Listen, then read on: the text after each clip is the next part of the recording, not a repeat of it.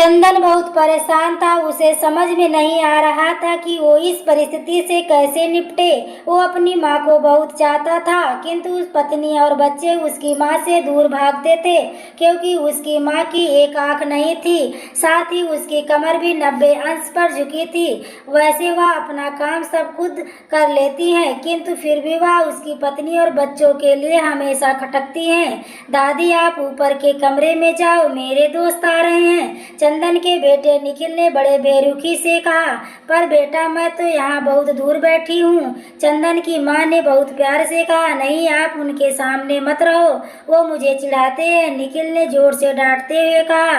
क्या हुआ, क्यों चिल्ला रहे हो? चंदन की पत्नी महिमा ने किचन से ही आवाज लगाई। देखो माँ, ये दादी यहीं ड्राइंग रूम में बैठी हैं और मेरे दोस्त आ रहे हैं, निखिल ने शिकायत भरे लहजे में कहा। माँ जी, आप ऊपर चली जाओ, क्यों हम लोगों को लजवाती हो? महिमा ने बेटे का पक्ष लेते हुए कहा। बेचारी सुभद्रा जी चुपचाप उठकर जीने के सहारे ऊपर जाने लगी।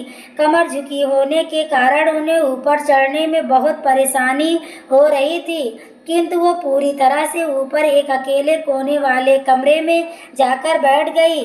चंदन बाजू के कमरे से सब कुछ सुन रहा था। उसे कष्ट हो रहा था कि उसकी माँ को अपमानित होना पड़ रहा है, किंतु वो असहाय था। अगर वो कुछ कहता तो पत्नी और बच्चे उसका विरोध करने लगते। दूसरे उनके तर्क भी सही लगते हैं। चूंकि वो एक प्रशासनिक अधिकारी था, उसका सामाजिक स्तर बहुत ऊंचा था, उसकी ससुराल भी एक उच्च घराने में थी, अतः वह चुपचाप इस तरह हर दिन अपनी माँ को अपमानित होते हुए देखता रहता था। चंदन की पत्नी ने कहा। देखो जी, अब कुछ करो। कल कलेक्टर साहब की पत्नी आई थी। माँ जी अपनी देसी धुन धारा में उनसे मिली। मुझे बहुत शर्म आ रही थी, बताते हुए कि ये मेरी सास है। मैंने कह दिया कि दूर की रिश्तेदार हैं, इलाज कराने आई हैं। चंदन को रोना आ गया, किंतु फिर भी वह चुप रहा। उसे समझ में नहीं आ रहा था कि वो क्या करे। अपने बेटे की मना स्थिति को सुभद्रा जी अच्छी तरह जानती थी और बेटे को कष्ट ना हो इसलिए वो हर बात को चुपचाप सह लेती थी। चंदन बहुत उदास रहने लगा। एक तरफ परिवार और सामाजिक स्तर पर जीने की प्रतिबद्धता थी, तो दूसरी ओर आखिर माँ से अपने बेटे की हालत देखी नहीं गई। एक दिन अपने बेटे से कहा। चंदन, बहुत दिन हो गए, मैं अपने गांव जाना चाहती हूँ, मुझे वहाँ पहुँचा दो, मेरा यहाँ मन नहीं लग रहा है। किंतु माँ, वहाँ कोई नहीं है, तुम्हारी देखभाल कौन करेगा?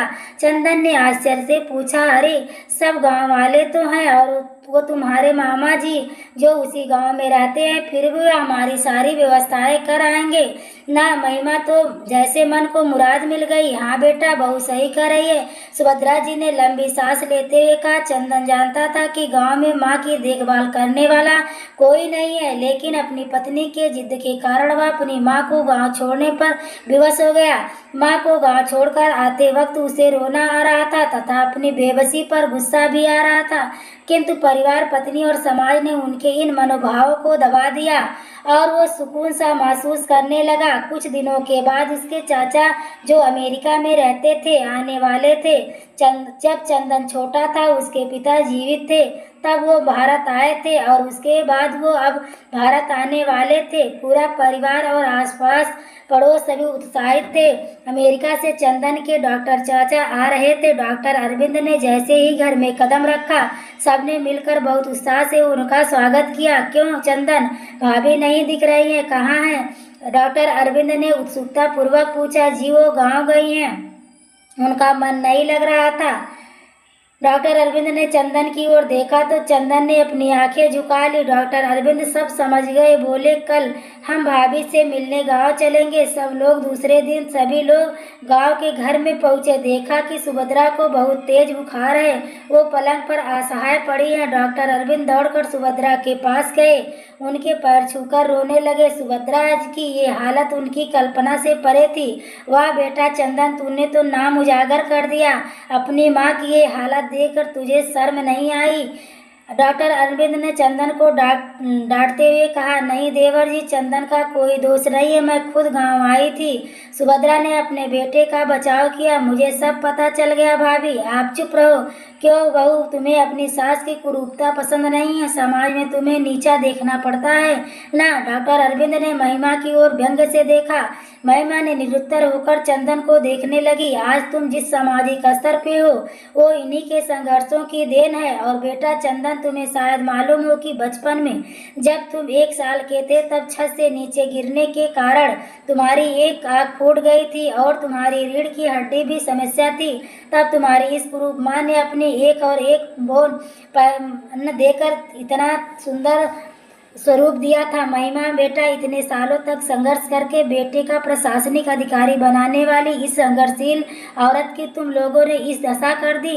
तुम्हें ईश्वर कभी नहीं माफ करेगा। डॉक्टर अरविंद की आंखों से अश्रु ज्वाला बह रही थी। अब भाभी अपने मेरे साथ अमेरिका जाएंगी, यहाँ इनका स्वार्थी लोगों के बीच नहीं रहेंगी। डॉक्टर ने सुभद्रा से कहा, चंदन तो काटो। डॉक्टर अरविंद उसके चाचा थे जो राज बताया। उसके चंदन तो बहुत यही लग रहा था कि उसके साथ पापी इंसान इस दुनिया में कोई नहीं है। वह दौड़ता गया और माँ सुभद्रा जी के कदमों में लिपट गया। माँ, मेरा अपराध अक्षम्य, मैं जानबूझकर चुप्पी साधे रहा, आपका अपमान करवाता रहा। अब सिर्फ आप ही उस घर में मेरे साथ रहेंगे और कोई नहीं।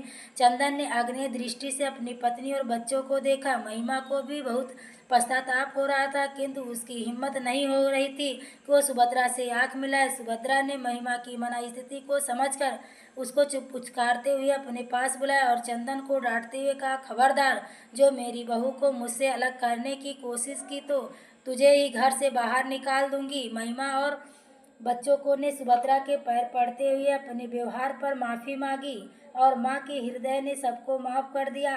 दोस्तों, कहानी आपको कैसी लगी कमेंट करके ज़रूर बताइए। कहानी पसंद आई हो तो प्लीज़ वीडियो को लाइक एवं शेयर करें। चैनल पर पहली बार आए हो तो चैनल को सब्सक्राइब करें। आगे के नोटिफिकेशन के लिए बेल आइकन को ज़रूर प्रेस करें। पूरी वीडियो देखने के लिए आपको तहे दिल से धन्यवाद।